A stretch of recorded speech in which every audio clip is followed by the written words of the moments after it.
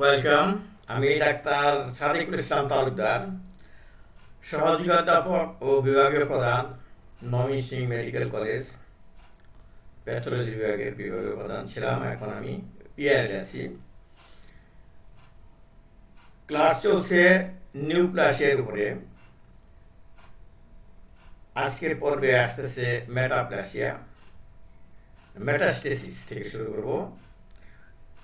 তো তোমরা যারা ফোর্থ ইয়ার স্টুডেন্ট আছো এবং যারা এমবিবিএস পাস করেছো রিসেন্টলি এবং তারা পোস্ট গ্রাজুয়েট ভর্তি হওয়ার জন্য চেষ্টা করছো, তাদের জন্য বিশেষ করে আমি এই লেকচার তৈরি করছি, আমার ইউটিউব চ্যানেলে দিয়েছি। তোমরা বন্ধুদেরকে শেয়ার করবে। ক্লাস নোট এই আমার ডেসক্রিপশন বক্সে লিঙ্ক দেওয়া আছে, ওখান থেকে ডাউনলোড করে প্রিন্ট করে নেবে। তো শুরু করছি সেকেন্ড পর্ব নিউপ্লাসিয়া। আমাদের গত পর্বে এই মতো হয়েছে, আজকে হবে মেটাস্টেসিস। তো tumour implant away from its primary site to a distant place without any communication is called metastasis. Tumour একটা প্রাইমারি সাইটে হয়, সেখান থেকে দূরে চলে যায়, কিন্তু মাঝখানে কোনো কমিউনিকেশন নাই। এই যে এই অবস্থাটা, এটাকে বলা হয় মেটাস্টেসিস।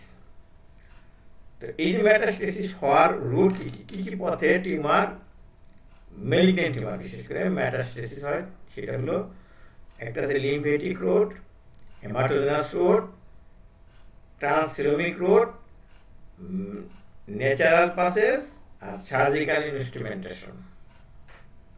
ডিটেলস বলছি। তার আগে একটা টার্ম বলে নেই, ক্রুকেনবার্গ টিউমার। এটা একটা মেটাস্টেটিক স্পেশাল টিউমার। সেটা কি an ovarian metastatic tumour.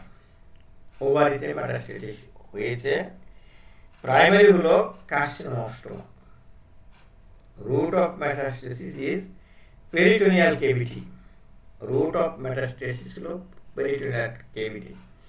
It is named Krukenberg according to the name of scientist Krukenberg.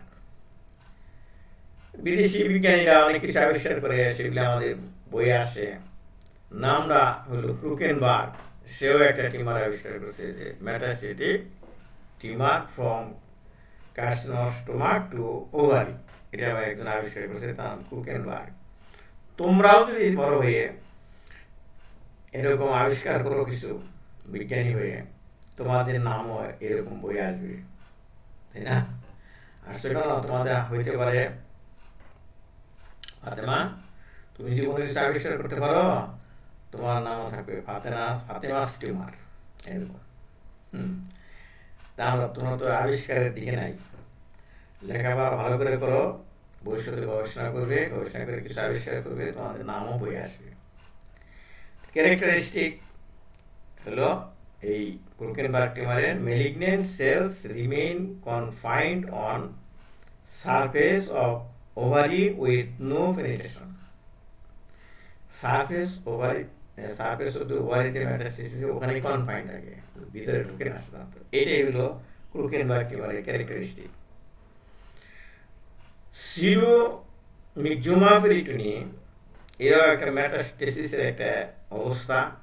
Sometimes mucus secreting ovarian malignancy or appendiceal carcinoma. এরা ক্যান্সার কিন্তু মিউকাস তৈরি করে, প্রচুর মিউকাস তৈরি করে।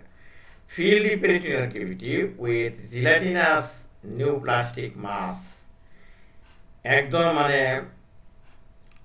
জেলির মতো, তক্তকা জেলির মতো পেট ভর্তি থাকবে মিউকাস। এই অবস্থাকে বলা হয় সিডোমিক্সোমা পেরিটোনি। এটা অ্যাডেনোকার্সিনোমা, মিউকাস সিক্রেটিং অ্যাডেনোকার্সিনোমা। এটা হইতে পারে অ্যাপেন্ডিক্সে, হইতে পারে ওভারিতে, এরকম। আরেকটা টার্ম আছে স্কিপ মেটাস্টেসিস। আমরা এই টার্মটা অনেক শুনি, আমরা ভিডিও দেখার সময় দেখা গেলো একটা অ্যাড আছে, এগুলো বাদ দিয়ে দিলাম, অ্যাড স্কিপে চাপ দিলাম, মানে অ্যাড ছাড়াই আমরা ভিডিও দেখবো, এরকম। During metastasis, one or more local lymph node may be bypassed, called skip metastasis. সাধারণত মেটাস্টেসিস হবে লোকাল লিম্ফ নোডে। কিন্তু দেখা গেল লোকাল লিম্ফ নোডে মেটাস্টেসিস মানে দূরবর্তী ডিস্ট্যান্ট লিম্ফ নোডে মেটাস্টেসিস। এই যে স্কিপ করে গেল লিম্ফ নোড, এটা গেল স্কিপ মেটাস্টেসিস। কারণ কি? কজেস অফ স্কিপ মেটাস্টেসিস হলো lymphangitis, radiation, surgical intervention, developmental and anatomical abnormalities. এই লিম্ফেটিস যদি এরকম হয় তাহলে স্কিপ করে দিতে পারে। আর importance here, if nodal involvement away from the primary tumor involved lymph node may be missed during the examination. Surgeon কি করে যখন টিউমার এক্সামিন করে লোকাল লিম্ফ নোড মেটাস্টেসিস হয়েছে কিনা সে দেখে, দেখা গেল না লোকাল লিম্ফ নোড এনলার্জ হয় নাই, মেটাস্টেসিস হয় নাই, বায়োপসি করে দেখা গেল মেটাস্টেসিস হয় নাই, কিন্তু দূরে যে চলে গেছে এটা তো কেউ জানো না। এটা একটা ক্ষতিকর দিক স্কিপ মেটাস্টেসিসের, মিস হতে পারে মেটাস্টেসিস। তো ইম্পর্টেন্ট একটা টপিক ছিল মেকানিজম অফ ভাস্কুলার মেটাস্টেসিস, পরীক্ষা আসে। এই যে নদীর মতো আঁকা হয়েছে, আঁকা পাকা করে এই দুই পার, নদীর দুই পার, এটা হলো ব্লাড ভেসেলের ওয়াল। এটা হলো ব্লাড, এইটা ব্লাড এই দিক থেকে এদিকে প্রবাহিত হচ্ছে।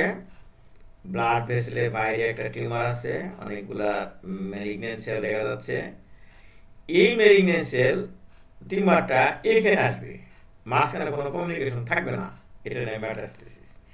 কিভাবে হলো সেটা আমি ব্যাখ্যা করছি। তো এই টিউমারে বিভিন্ন রকম ক্লোন থাকে, কোনোটা ডিফারেন্সিয়েটেড সেল, কোনো আনডিফারেন্সিয়েটেড সেল, কোনোটা এই মেটাস্টেসিস হওয়ার ক্যাপাসিটি থাকে, কোনোটা রাখে না, এই ধরনের। এইখান থেকে যে সেল একটা ক্লোন হবে, যে ট্যাগ মেটাস্টেসিস হবে, a clone of cell of malignant tumour can metastasise. Cell secrete laminin, এই ম্যালিগন্যান্ট সেলগুলা লেমিনিন নামে একটা প্রোটিন সিক্রেট করে। It has two receptors, one for malignant cell and one for collagen of blood vessel. এই যে malignant sell লেমিনিন নামে একটা protein তৈরি করলো, সেটা একদিকে দুইটা রিসেপ্টর থাকে, একটা থাকে কোলাজেনকে ধরার জন্য আর একটা ম্যালিগন্যান্ট সেলকে ধরার জন্য। তার মানে কি? এটা লেমিনিন ম্যালিগন্যান্ট সেলটাকে কোলাজেনের সাথে দিল লাগাইয়া, ওই ব্লাড ভেসেল কোলাজেনের সাথে লাগিয়ে দিল। তো কি করে? It makes bridge between malignant cell and blood vessel. তাহলে এখানে এই যে ব্রিজ করে দিচ্ছে, এখানে লাগিয়ে দিচ্ছে, এটা ঢুকতেছে। কি হলো ক্ষতি? Malignant cell secrete enzyme collagenase, elastase, cathepsin, hyaluronidase. এই যে যে ম্যালিগন্যান্ট সেল এখানে আছে, এরা এই ঢুকতেছে, তারা এগুলা সিক্রেশন করে।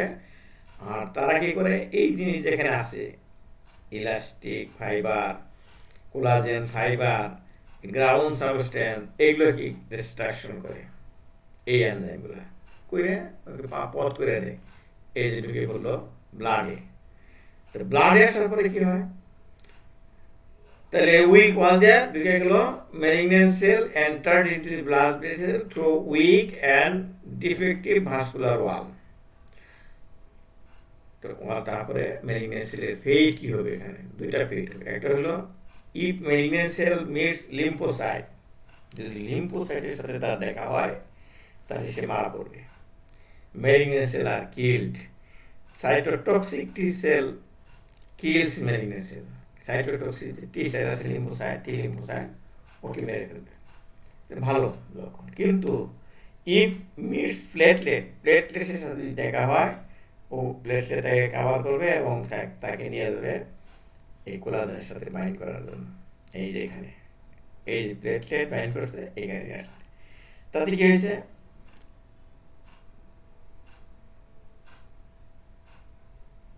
Platelet extravasation of malignant cells and development of secondary metastatic tumor। এই যে এখানে বাইরে আসলো, এইখানে আবার গ্রো করা শুরু করলো, এইখানে টিউমার তৈরি, এইখানে টিউমার আছে, এখানে এটা মেটাস্টেটিক টিউমার। তার মানে ব্লাড ভেসেলটা এইভাবে আসলো। এখানে কিভাবে মেকানিজম হলো যে ইলাস্টেজ, ক্যাথেপসিন, হাইলোনাইডেস এগুলো সিক্রেশন করে, এগুলি দিয়ে এই ম্যালিগন্যান্ট সেল ডিস্ট্রাকশন করে ঢুকে পড়ে।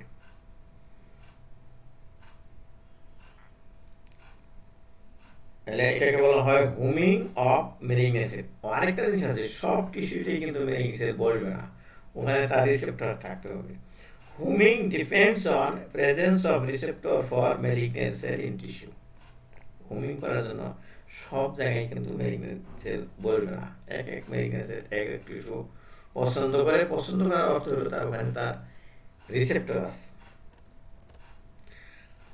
টিউমার হেটারোজেনিটি নামে একটা কথা আছে, এটা কি, in some malignant tumour some cell are invasive, some are non-invasive, and some are capable to metastasize.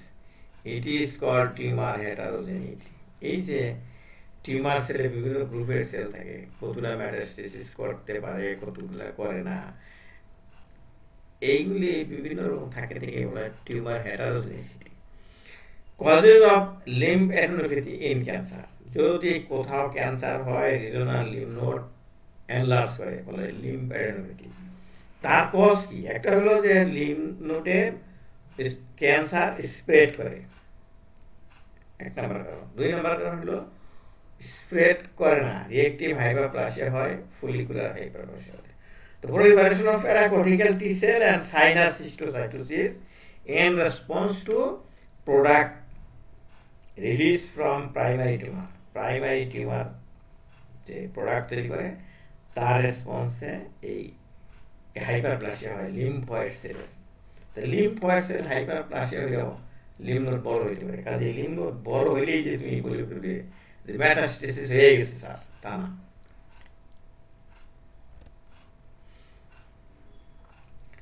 এখন টিউমারকে ভাগ করা হয় বিভিন্ন গ্রেডে এবং স্টেজে। শুনতে ভালোই শোনা যায়, স্টেজিং অ্যান্ড গ্রেডিং।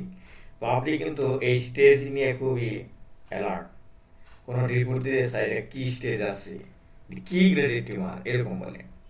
টাইপ হতো জানে না, অ্যাডেনোকার্সিনোমা কি, সার্কোমা কি, এটা বোঝে না, কিন্তু গ্রেডিং এবং স্টেজিংটা তাদের মাথায় আছে।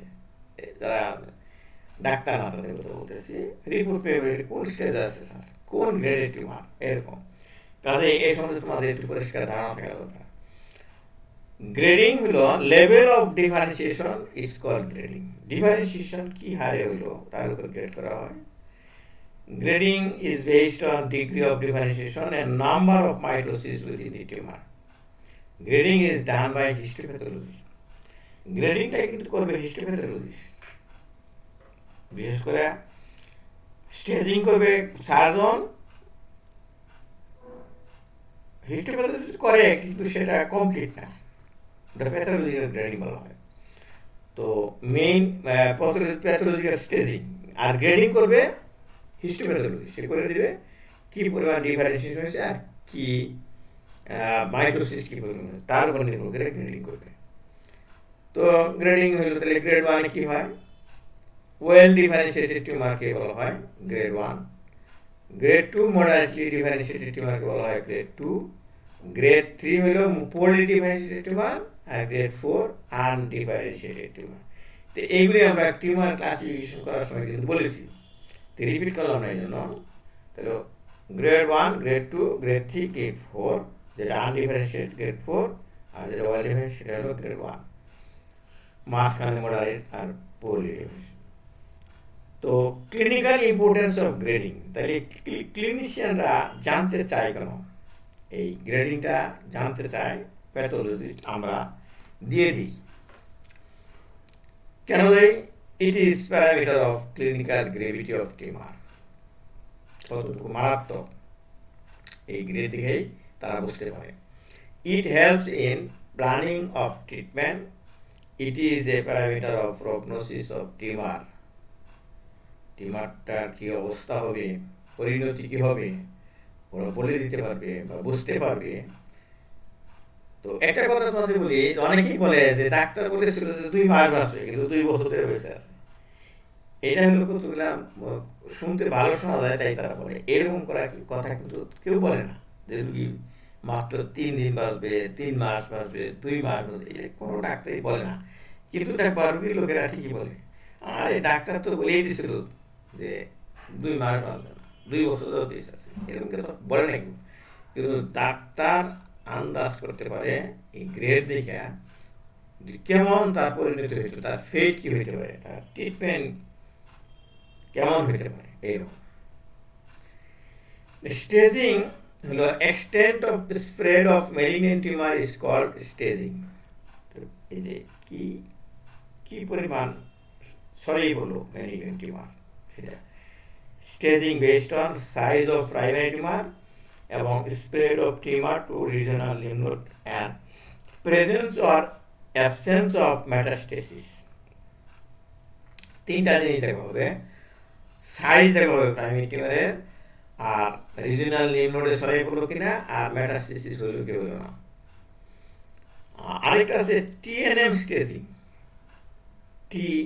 T for size of primary tumour with increasing size of tumor T1, T2, T3 and T4. T-তে tumour, N in lymph node, M এ মেটাস্টেসিস, TNM ক্লাসিফিকেশন বলে। তাহলে ওই টিও আর সাইজ রকম আছে, T1, T2, T3 তার সাইজ অনুসারে। N stands for regional nodal involvement. N may be N0, no nodal involvement, M0. N1, 1 or 2 ipsilateral nodal involvement. Lymph নোডে একটা বা দুইটা লিম্ফ নোড ইনভলভ হয়েছে, কিন্তু একদিকে আছে, যে টিস্যুতে ক্যান্সার হয়েছে তার একদিকে আছে। কিন্তু N3 হলো কন্ট্রালেটার, উল্টা দিকে চলে গেছে ইনভলভমেন্ট, এটা হলো N3. M for presence or absence of hematogenous metastasis. Hematogenous metastasis হইলে 0, না হইলে 0, হইলে 1, এইভাবে।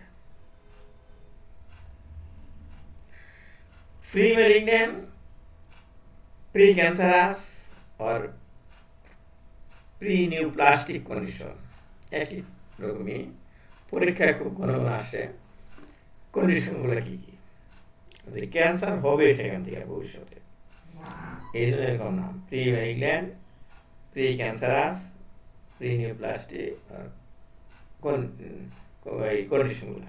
একটা হলো solar keratosis, skin disease, Barrett's ইসোফেগাসের লোয়ার এন্ডের একটা disease, chronic atrophic gastritis, xeroderma pigmentosum, leukoplakia, dysplasia, ulcerative colitis, multiple polyposis coli. এই কন্ডিশনগুলো যদি পাওয়া যায় তাহলে বুঝতে হবে এরা ফ্রি ম্যালিগন্যান্ট কন্ডিশন, এদের অবশ্যই ট্রিটমেন্ট করতে হবে তাড়াতাড়ি, না হলে এখান থেকে ক্যান্সার হয়ে যেতে পারে।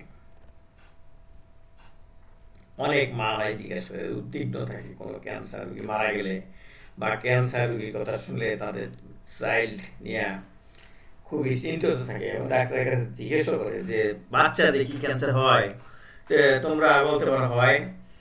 পরীক্ষায় আসে কি কি মনে রাখার জন্য কয়েকটা লিস্ট দিলাম, medulloblastoma, neuroblastoma, retinoblastoma, nasopharyngeal carcinoma, hepatoblastoma, nephroblastoma, rhabdomyosarcoma, acute leukaemia, lymphoma. দেখো মনে রাখার জন্য আমি উপর ঠিক নিচের দিকে সাজেছি, তোমরা এগুলি মুখস্থ করতে হয়, এগুলি পরীক্ষায় আসে, ভাইভাতে আসে, সবগুলা বলতে না পারলেও তো কমপক্ষে 5টা বলতে হবো, মুখস্থ করবে আর কি। Medulloblastoma, neuroblastoma, retinoblastoma, nasopharyngeal carcinoma, hepatoblastoma,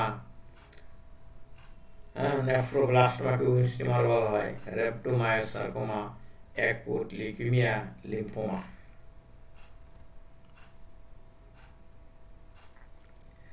আস্তে আস্তে কঠিনের দিকে আসতেছি, কজ অফ দি নিউপ্লাজম এখন পর্যন্ত বলা হয়, এতক্ষণ তো ক্লাসিফিকেশনই করলাম। তো এখন আস্তে আস্তে মেকানিজম অথবা কার্সিনোজেনেসিসের ঘটনাগুলো আর কি। কার্সিনোজেন কি তার আগে আমরা জানি প্যাথোজেন, যে এজেন্টে রোগ তৈরি করে তাকে বলে প্যাথোজেন। প্যাথোজেনেসিস রোগ যেভাবে তৈরি হয়, যে মেকানিজম, সেটা প্যাথোজেনেসিস। তাহলে ক্যান্সার যেহেতু, তাহলে কার্সিনোজেন আছে, সে জিনিসে ক্যান্সার করে এজেন্ট। তাহলে কার্সিনোজেনিক এজেন্টকে আমরা ভাগ করতে পারি তিন ভাগে, physical agent, chemical agent and biological agent হিসাবে। ফিজিক্যাল এজেন্ট যেমন আয়োনাইজিং রেডিয়েশন আছে, আয়ন তৈরি করে, X ray, gamma ray and particulate radiation like alpha particle, beta particle, proton, neutron, এইগুলি নিউক্লিয়ার মেডিসিনের ব্যবহার, এইগুলি নিউট্রন প্রোটনগুলা ছড়িয়ে ছিটিয়ে থাকে এনভায়রনমেন্টে, তাদের জন্য ক্যান্সার হয়। এক্স রে মেশিন যে রুমে থাকে সেখানে রেডিয়েশন হয়। এবং ultraviolet ray of sunlight, সূর্যের আলোতে অতি বেগুনি রশ্মি, আলট্রা ভায়োলেট রে, এইটা যেখানে উন্মুক্ত জায়গা, বিশেষ করে সমুদ্র সৈকত, সেখানে অনেকে খালি গায়ে ঘুরে, শর্ট ড্রেস পরে ঘুরে, শরীরে সানলাইট লাগায়, এটা কিন্তু ডেঞ্জারাস আছে। এখানে আলট্রাস ভায়োলেট রে চামড়ায় ক্যান্সার করে, এবং যারা শরীর ঢেকে রাখে তাদের চামড়ায় ক্যান্সার কম হয়, কারণ হলো তাদের শরীরে সানলাইট পড়ে না। হুজুর যারা এরকম টুপি পরে থাকে, আলখেলা পরে থাকে, জুব্বা পরে থাকে, তাদের কিন্তু দেখা গেছে তাদের চামড়ায় ক্যান্সার কম হচ্ছে আর কি। আবার যারা বিশেষ করে যে সমস্ত মেয়েরা, বিদেশি মেয়ে, তারা শর্ট ড্রেস পরে, তাদের ওই যেখানে যেখানে সানলাইট লাগে সেখানে ওই ক্যান্সার হয়, স্কোয়ামাস সেল কার্সিনোমা, বিশেষ করে ওই জন্য, সানলাইটের জন্য, আলট্রা ভায়োলেট রের জন্যই হয়। তো কেমিক্যাল এজেন্টের মধ্যে আছে ডাইরেক্ট অ্যাক্টিং কার্সিনোজেন আর weak carcinogen. Direct acting carcinogen বলা হয় উইক কার্সিনোজেন। একটা হলো অ্যালকালাইনেটিং এজেন্ট, আর একটা হলো অ্যাসাইলেটিং এজেন্ট। অ্যালকালাইনেটিং এজেন্ট হলো beta propiolactone, dimethyl sulphate, diepoxybutane, anti cancer drug, cyclophosphamide.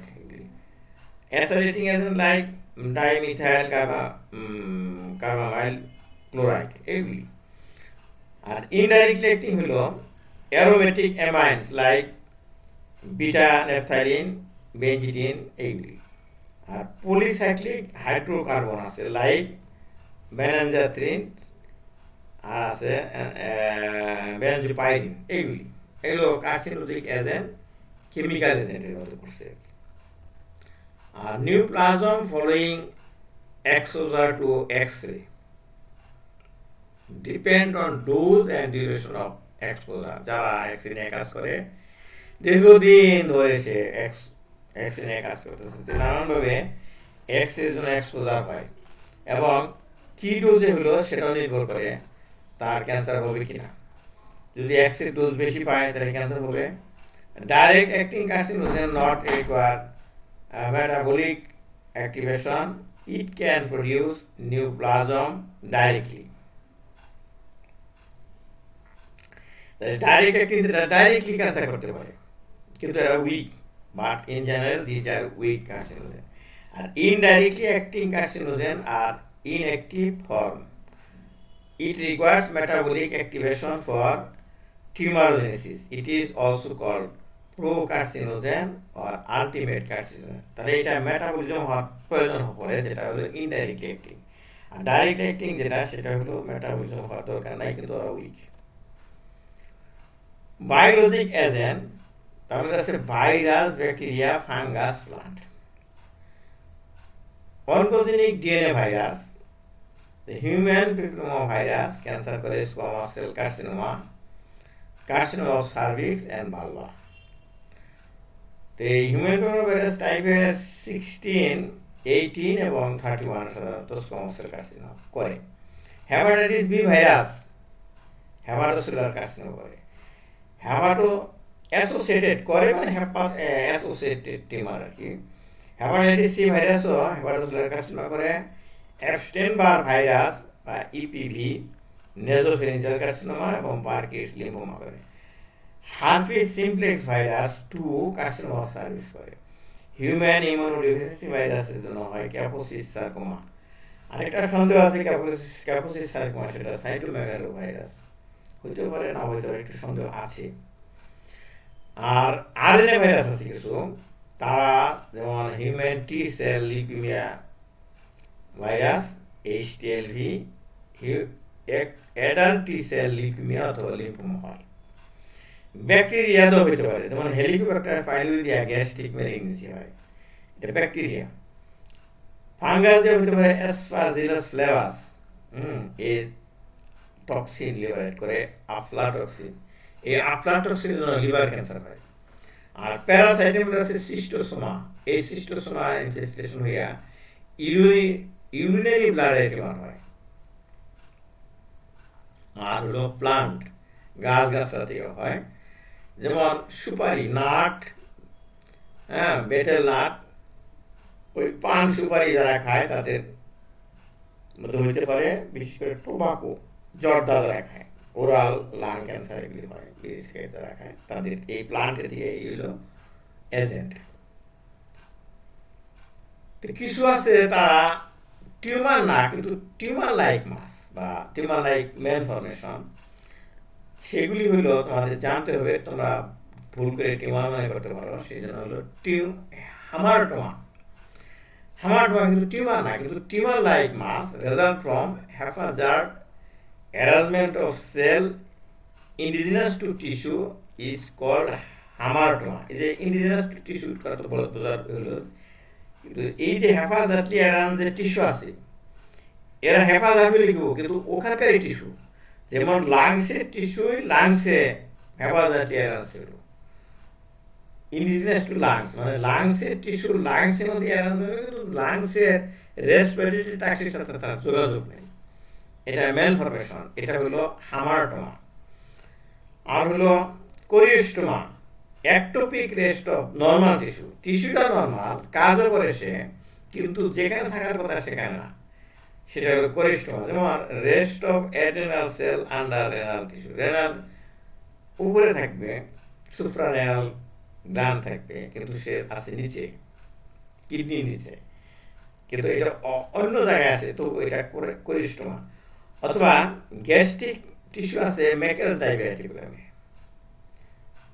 তো ওটা তো গ্যাস্ট্রিক লাইনের টিস্যুই, কাজেই নর্মাল টিস্যু, সে গ্যাস্ট্রিক অ্যাসিড সিক্রেশন করে, ওখানে আলসারও হয়, ক্যান্সারও হয়, কাজে এটা হলো কোরিওস্টোমা। আরেকটা টার্ম আছে টেরাটোমা, ইম্পর্টেন্ট টার্ম, শুনতে ভালোই শোনা যাচ্ছে, কিন্তু টেরাটোমা কি ভালো করে বুঝে নেবে। Teratoma is tumor that arises from totipotent germ cell and produces tissue representing derivatives of different germ layers such as skin, muscle, gut, bone, teeth, etc. Cartilage. দেখো অনেকে বলে যে, ভুল করে বলে কি, যে teratoma tumour arises from 3 germ layer. না, 3 জার্ম লেয়ার অ্যারাইজ করে না, অ্যারাইজ করে একটা সেল দিয়ে, একটা জার্ম সেল দিয়ে করে, ভালো করে বুঝবে। কিন্তু অনেকে বলে যে teratoma arises from 3 germ layer, না, 3 জার্ম লেয়ার দিয়ে ওঠার কথা না, একটা জার্ম সেল থেকে অ্যারাইজ করবে, টোটিপোটেন্ট জার্ম সেল, যে জার্ম সেল পুরা বডি, মানুষের বডি ডিফারেন্সিয়েশন করার ক্ষমতা রাখে, কাজেই সেই একটা সেল থেকে অ্যারেস্ট করতে হবে, না হলে হবে না, নাহলে টেরাটোমা হবে না, সেটা জার্ম সেল টিউমার যেহেতু।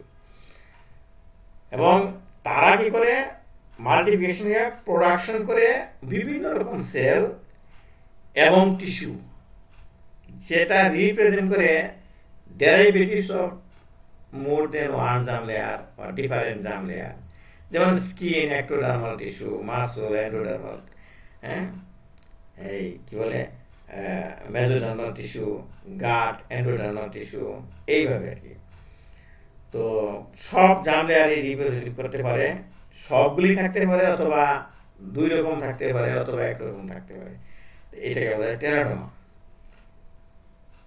সাইট কোথায় কোথায় হয়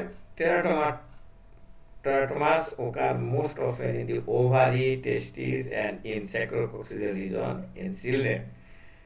pelvic region থাকতে পারে, মোট কথা যেখানে যেখানে জার্ম সেল থাকতে পারে ভুলক্রমে, সেখানেই, যেহেতু টেরাটোমা জার্ম সেল টিউমার, সেখানে হইতে পারে। লেটেন্ট ক্যান্সার কাকে বলে? Clinically silent cancer is called latent cancer. বোঝা যাচ্ছে না বাইরে, কিন্তু তার ভিতরে ক্যান্সার আছে। Prostatic carcinoma, papillary carcinoma, thyroid, এটা হলো latent cancer. Spontaneous regression of tumour, malignant melanoma cancer, কিন্তু এটা চলে যেতে পারে, রিজলভ হয়ে যেতে পারে শরীর থেকে, বলে না ক্যান্সারের রকারে আছে। নিউরোব্লাস্টোমা, এটা স্পন্টেনিয়াস রিগ্রেশন হতে পারে, কোরিও কার্সিনোমা হতে পারে। কিভাবে হয়? How spontaneous regression occur, immunological reaction আর হরমোনাল ইনফ্লুয়েন্সা হতে পারে। Hormone dependent tumour may regress following hormone suppression, hormone দিয়ে সাপ্রেশন করে রিগ্রেস করে দিতে পারে। হরমোন ডিপেন্ডেন্ট টিউমার আছে, ইস্ট্রোজেন ডিপেন্ডেন্ট টিউমার হলো কার্সিনোমা ব্রেস্ট, এন্ডোমেট্রিয়াল কার্সিনোমা। এটা হরমোন না দিলে এটা গ্রো করতে পারবে না। হরমোন ডিপেন্ডেন্ট টিউমার হলো ব্রেস্ট টিউমার, কার্সিনোমা। আর এন্ডোমেট্রিয়াল কার্সিনোমা টিউমার রিগ্রেশন বা ইমিউন রিঅ্যাকশন হতে পারে mechanism. Malignant melanoma, neuroblastoma, choriocarcinoma.